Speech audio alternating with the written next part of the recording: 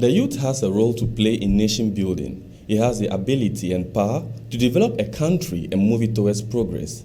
But these achievements are only possible, if not solely, if when lay leaders and decision makers focus on these prospects and potentials and also try to invest in the youth.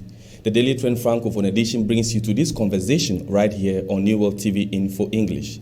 But before we kickstart, we have to look at some of the terms that we are going to use in this discussion. Youth. In my definition, youth is simply a young person. No, but when you look at a UN official definition of a youth, they say it's anybody who is between the ages of 15 to 24. There are others who also say between the ages of 15 to 30. But I don't know if there's a rule or an exact definition for who has to be a youth, because I'm sure after 35, you are aging. Exactly. Some people, yes, as you said, it's the U.S. Government, or I mean the U.S. in general, they define the youth as somebody who is between 15 and 24. Mm-hmm. But we can also see there is a general definition of youth. So it depends on the situation, or it depends on the case that we can consider. But if not to put a particular age bracket on definition of youth, wouldn't it be prudent to say the youth is the stage between childhood and adulthood?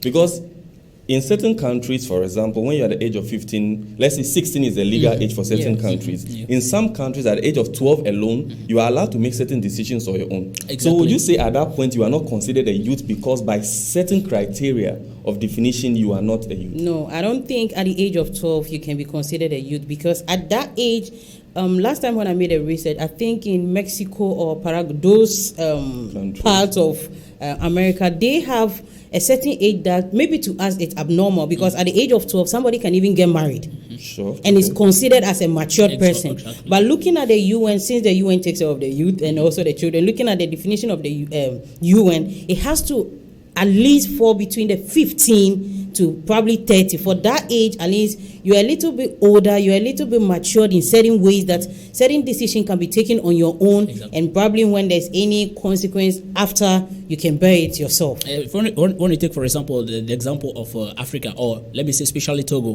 before be considered as a youth, you must be aged for 18. Yes, at least, yes. 18. No, but so with that age, it's the legal age for you to be able to make certain decisions on your own. Exactly. But when we are considering youth, especially looking at situations where, like she said, in certain countries in the Americas, 12 is okay for people to get married. But when you are considered as a youth, it's not solely marriage or taking legal decisions. It's looking at the way where you can partake in maybe in community or probably in building. When I'm 10 years and let's say, I remember I once went to the village. I was around the age of 10. I'm sure looking at the definition, 10, you're not a youth. Yes. But they used to do this communal labor. There will be a gong beater who cries every morning. And yes, I was at the age of 10 and I participated. So does it mean at the age of 10, I'm now a youth? Considering what you said, as in, by the age of 10, you can partake. No, that's why I have been saying that it depends on the community. So there is not a specific definition or a general definition that you can attribute to say, for example, if you are at the age of maybe 14 or whatever you are, I mean, you still be. But that is why I actually said that. If that is the case, then we can identify or accept with me that the definition of youth should be put as a stage between, let me say, the early development stage of a person and the maturity stage of the person.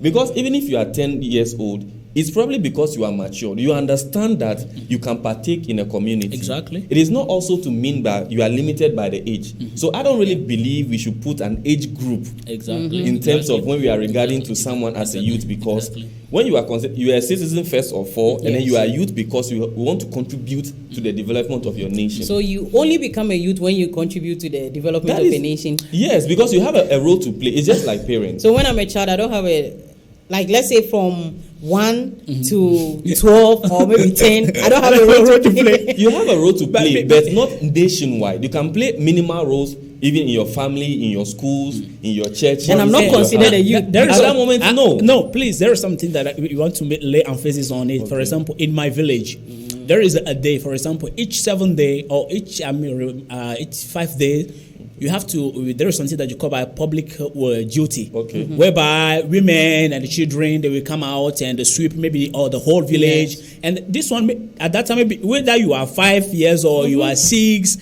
you partake. Yes, but those ones are, should I say, elementary or basic things that they are teaching you as a child to grow to become a youth. Because that's why I said the early development stage of a person to the stage of maturity. So if at that early stage you are not considered a youth because you are necessarily partaking, but because you are constituting to the growth of a nation, you can be referred as a youth. So you are not limited just by your age group, because my argument is about the age group.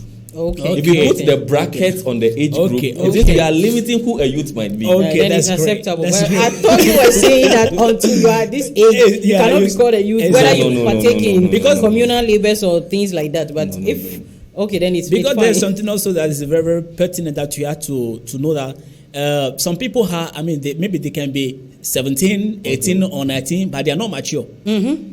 But at that stage, if you are going to consider the age group, then you are considered a youth. As a youth, yes. You can have everybody be good, everybody be smart, everybody understand we can have it that way. Exactly. Okay. Even with groundnut, you cannot have all good. Yes. So let's move a little bit because I want us to look at when we say somebody is at the early development stage and the maturity, and we are leaving a bracket out.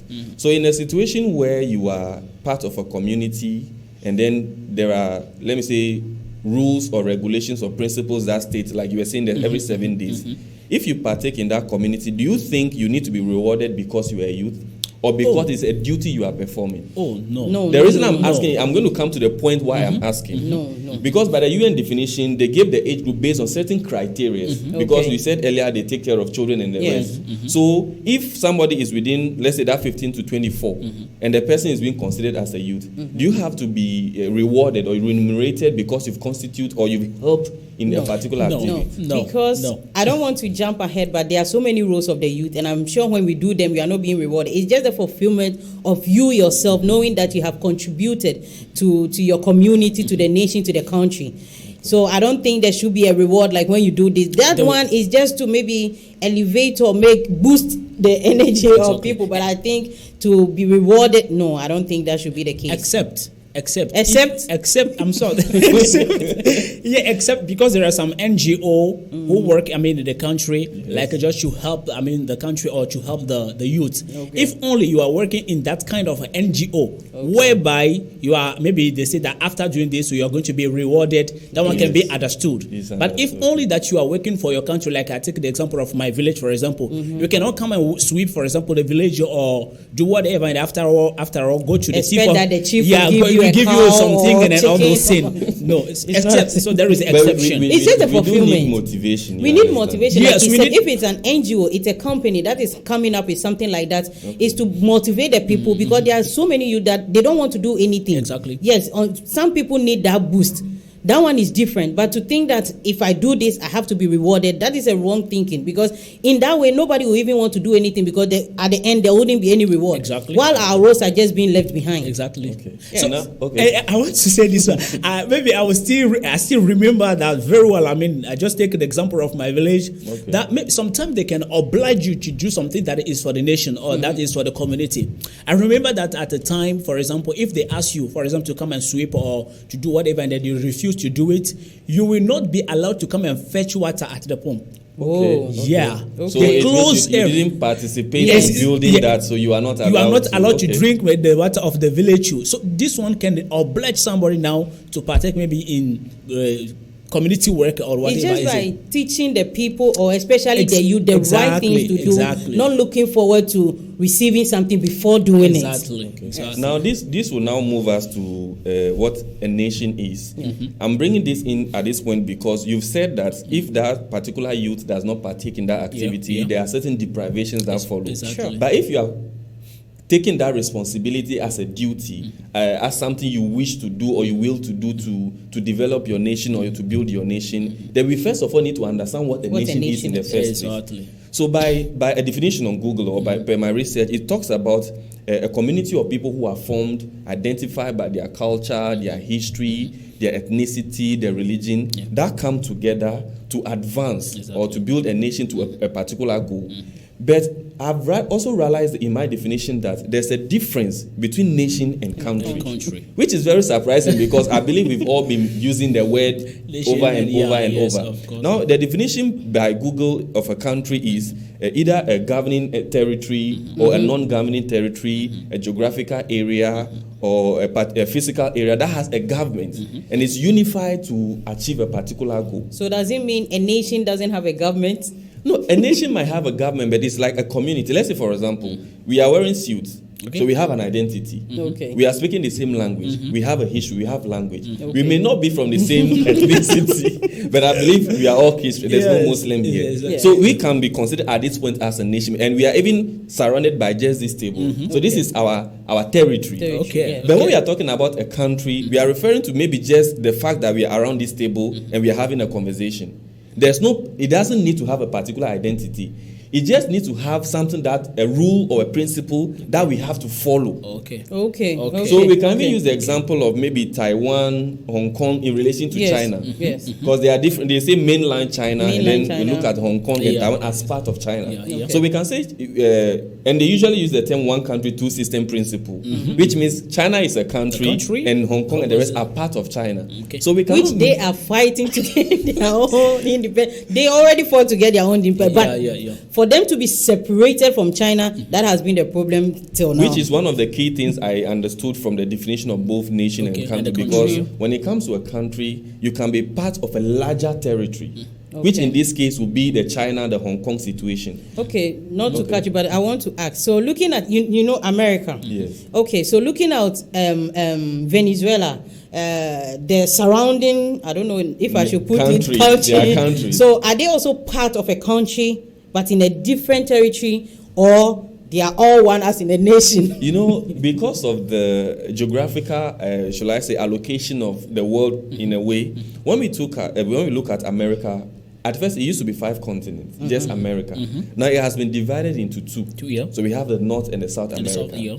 So when we want to look at those individual countries, I'll call them countries, since together they form maybe the United States of America. So that will be just like the United Arab Emirates. We have different countries or empires or emirates, and then they constitute a nation now as they become a whole.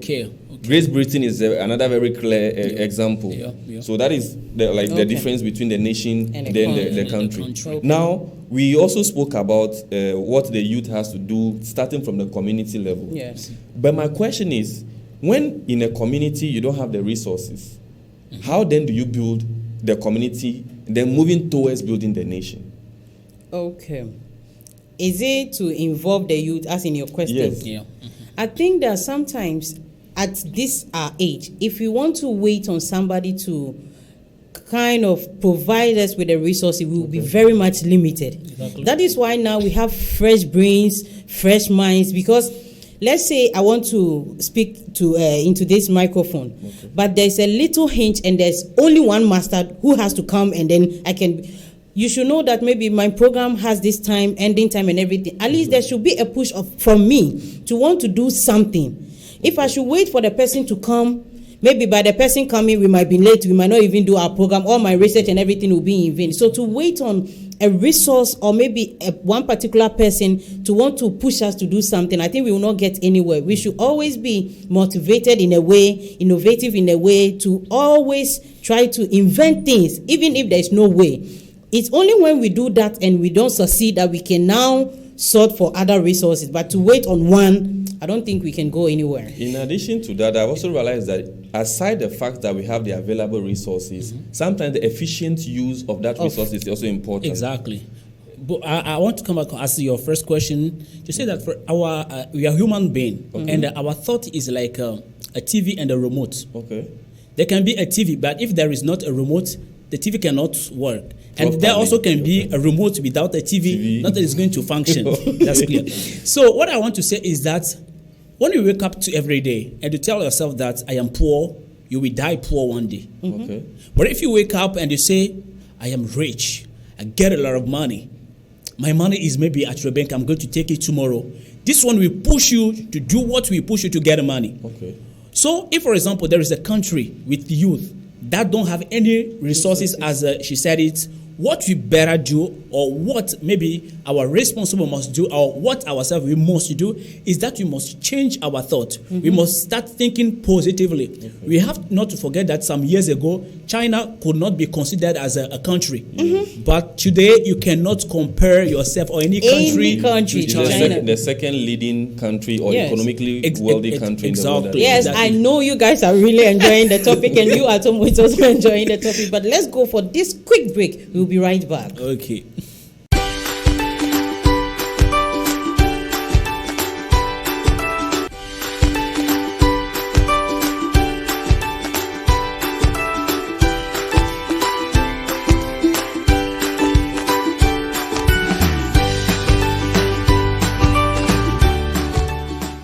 Hello and welcome back from this break. Let's continue. As you were on the floor, I want you to continue. Okay. Yes. Okay. I was giving this example of China. Exactly. That today we can see that economically, in the matter of development, if you go to China, there's no way to compare. Okay. But as I said, even if you consider Japan, right? Okay. After the Second World War. There's nothing there in Japan. You cannot go there and you cannot will even to go to Japan. But today you cannot consider yourself to Japan or whatever. So it means that if there's nothing, you must create it by yourself. Sure. But I also want us to look at some of the things that we can identify to say that, okay, this youth or this nation is building itself. One of the other things we are talking about is education. Sure. Because in certain countries, they prioritize education to the extent that maybe when you take the youth of a particular country, because globally right now, Africa constitutes 19% of the global population of the youth. Exactly. And then when we look at Africa itself, it has about 18% of the youth population in Africa. But when we talk about maybe education, in certain countries, we can agree that the number of youth in schools or in training centers are very high. But when we look at countries, maybe, for example, like China, I don't know if their focus is much on education. But we can talk about the economic aspects of a nation building that China has more than the other countries. Exactly. Now, we can also look at the possibility of agriculture. There are certain countries Africa is considered as the youth of the youngest continent, which means we have the resources. Sure. So there's enough availability for us to employ the youth in agriculture. But we realize nowadays that the youth don't want to really get into agriculture. No. But I don't want to blame it on education, because the moment we go to school and go to the higher levels, we want to work as a white people. Please, and excuse me, I want to lay emphasis on that last word that you said. Me, I like a country like Ghana, for example. Okay. Because Ghana, I can hear, I know that, what I know about Ghana, for example, is that after maybe your BA or your senior high school, you will go for school to train yourself or something like that. That can make you to work for the society first. Like those and that's the national exactly. service. That is something that they taught them at school. Okay. So if you are not taught, you cannot do. Okay. Once you are taught, you will do it. If you say, for example, we want to go for higher, we get a higher level of diploma, and we want to come back to, for example, agriculture center. This idea, excuse me, to put it in the bracket, is a francophone idea. The agriculture. Yeah, allowed me to say it. I am a French and I know what I'm saying. This one is a francophone maybe thought that maybe you have to study, and when you study, you'll be working in an office, stay somewhere where you put your coats, and then you have somebody that will serve you. But I'm sure that is not the same. In all countries, there are some countries whereby they teach the students what they must exactly do after their study. You see, but sometimes too, not to cut you, sometimes too, we should also take our parents into consideration. Okay. Sometimes some of the parents, what they were not able to achieve, that is what they want their children to do, as if their children become their priority or maybe their property. Exactly. Maybe the mother or father dreamt of becoming a nurse or a doctor or whatever the case may be. He couldn't, she couldn't, and now my child has to do that. And with doing that, maybe the child doesn't even want to go. I know somebody who went to school, got the diplomas and everything, finished and gave to the mom, this is what you want me to do. You take your papers. And then he went where he wanted to do. You understand? When such a situation presents itself, you might think the child doesn't want to do anything. What the child is doing is for somebody else and not for himself. Exactly. You understand? And looking at the agriculture aspect, I think that maybe in the olden days, the way our grandparents used to do their farming, it wasn't much of a bigger maybe production. So the mother or the grandmother will go weed and everything will be fine. But today, when you are looking at agriculture, it involves a lot.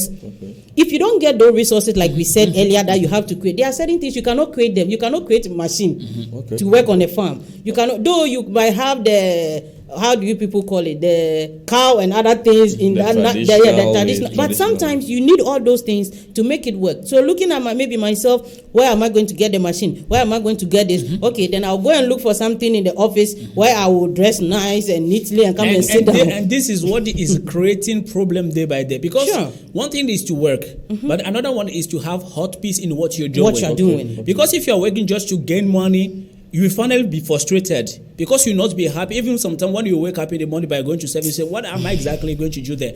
And coming back on what you just say, I met a lady currently, and she said that, her mother is in the army. And her mother said that, I want you also to work in the army. But her own decision is to become a doctor. My own brother. She can still be a doctor in the army. But she doesn't. Sometimes it doesn't work that way. It's like the fact that my mother says I should do this. I get that mindset, and I don't really want to. Okay, let's say the police. I have a friend who is a caterer who wants us to also go into the police. But looking at the police service itself, I don't think the caterers are giving much opportunities. So now, if I go to the police, I might not get this, blah, blah, blah. She stopped. But she really wanted to go to the police by doing her catering.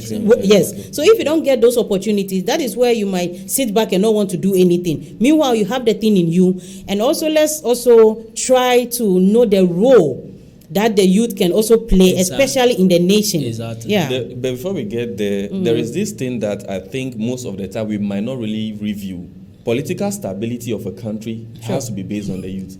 Because we've realized that there are systems where the youth are capable, they have the ability, the power to get into some political positions. That reminds me of my story, but you finish. Some political positions. I'm saying that because if we consider the labor force of a country to be the youth, it means we have to allow them to be involved in the economic sector, the industrial sector, the education sector, and political, because we have come to understand that even not just Africa, worldwide, that politics plays a very great role in the nation building. Of course. So if, for example, the people we know, one president has been ruling for a number of years.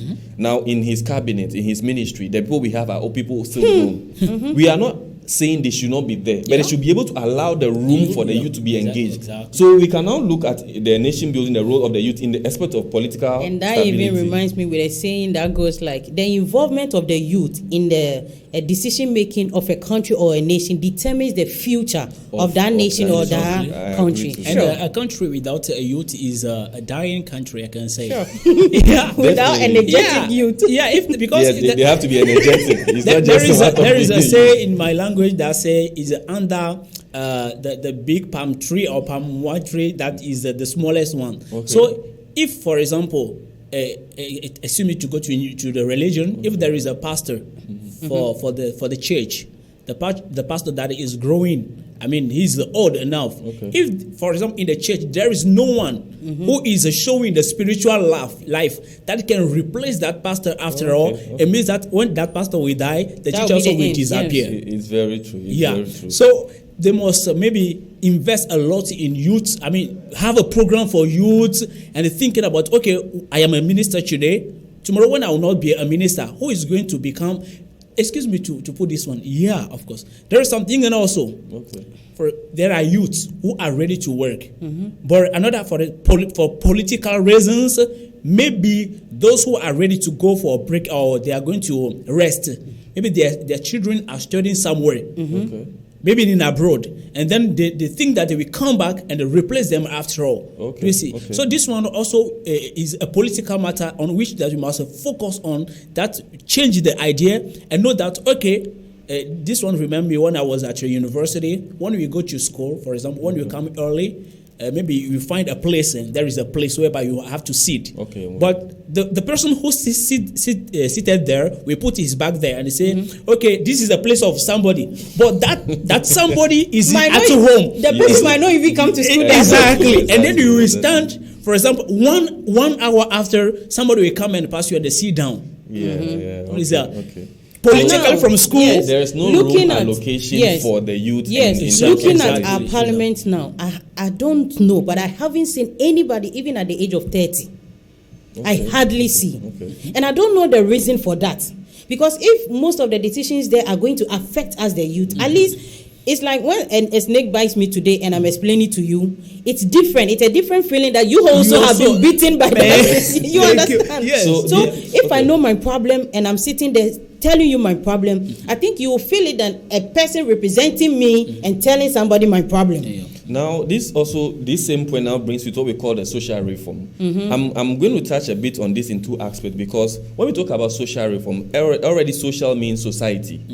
So if we youth in a particular society are demanding for maybe inclusion in politics, inclusion in agriculture, and we have people that we have elected to represent us in parliament or in key positions, and they are Excuse me, let me ask this question. Why is there a specific age for a president? I think that would have to be probably with the constitution, because we said earlier when we give the definition of a country, it has to be by a rule or a principle or a government.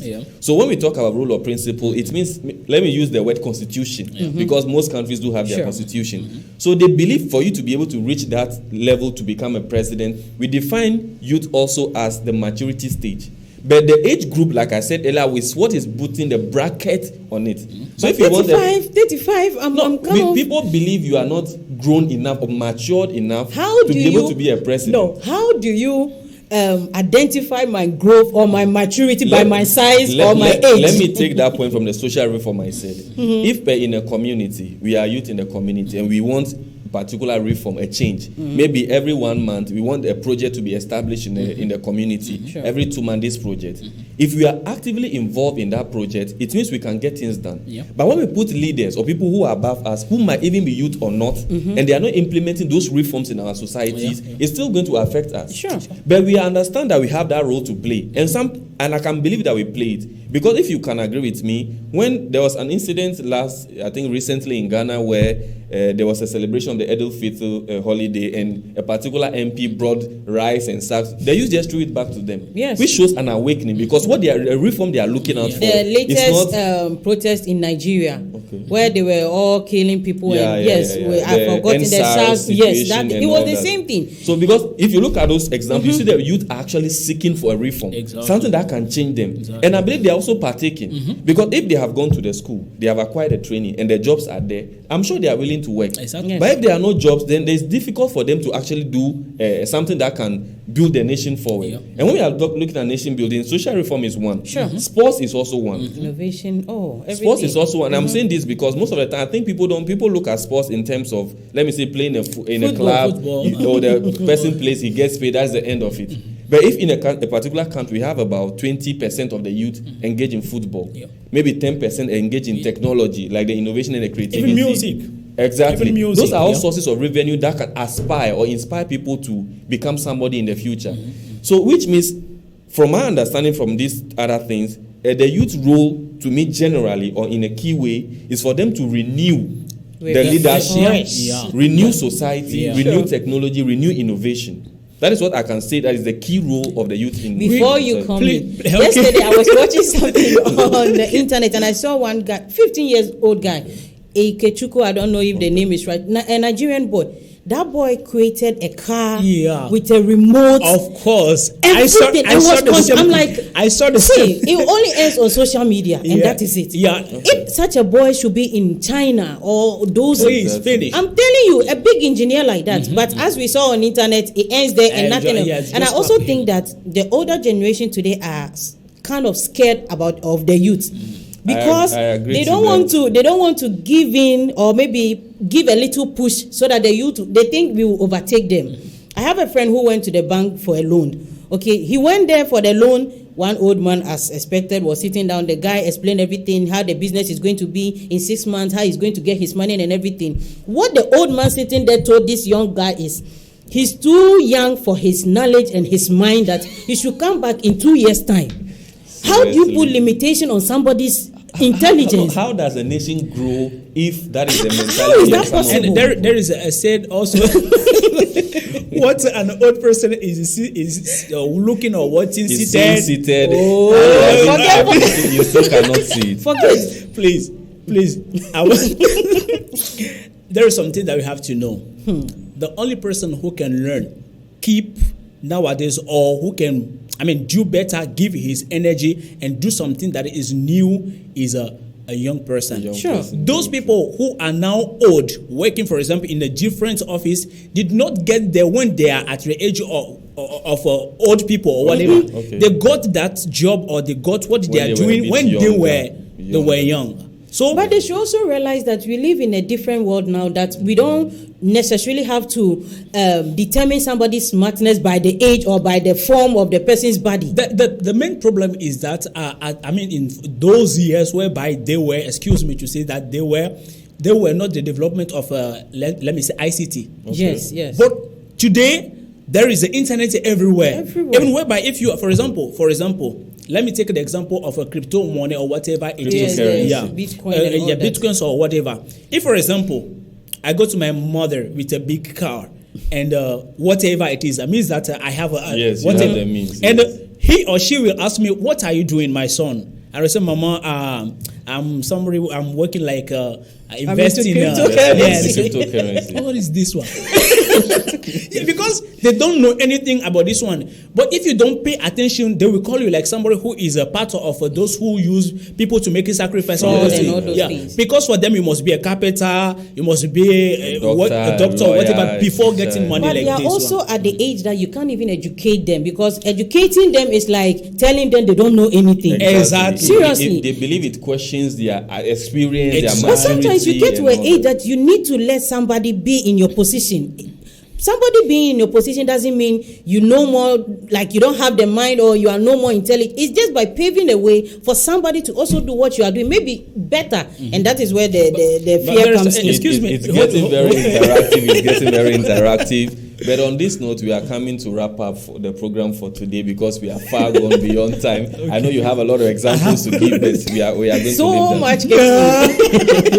So, viewers, this is the end of the Daily Trend Francophone edition, and today we talk about the youth, nation building, and their role in the nation. And we are also going to admit that we have to involve the youth in the society, in education, in give sports. Give them equal opportunity. Exactly. Give them the ability to bring what their potential and the prospect that they have to build their nation. You can watch this program each and every Tuesdays and Fridays at 12:15 p.m. and 9:15 p.m. on New World TV Info English. It's a bye.